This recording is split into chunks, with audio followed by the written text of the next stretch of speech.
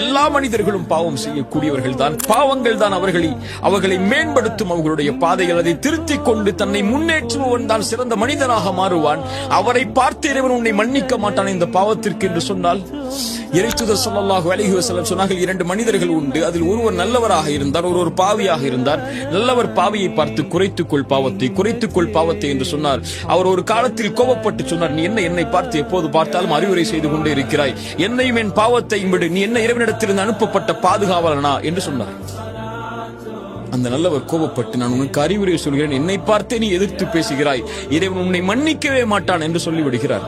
இந்த இருவரையும் மரணத்திற்கு பிறகு இறைவன் ஒன்று கூட்டுகிறான். நல்லவரை பார்த்து சொன்னான், நீ எப்படி என் உரிமையில் கை வைக்க முடியும்? நான் இவரை மன்னிக்க மாட்டேன் என்ற உறுதியை நீ எப்படி கொடுக்க முடியும்? நீ நரகத்திலே செல். அந்த பாவியை அழைத்து சொன்னான், நீ கவலை கொள்ளாதே, என் கருணையால் உன்னை மன்னிக்கிறேன், செல் என்றான்.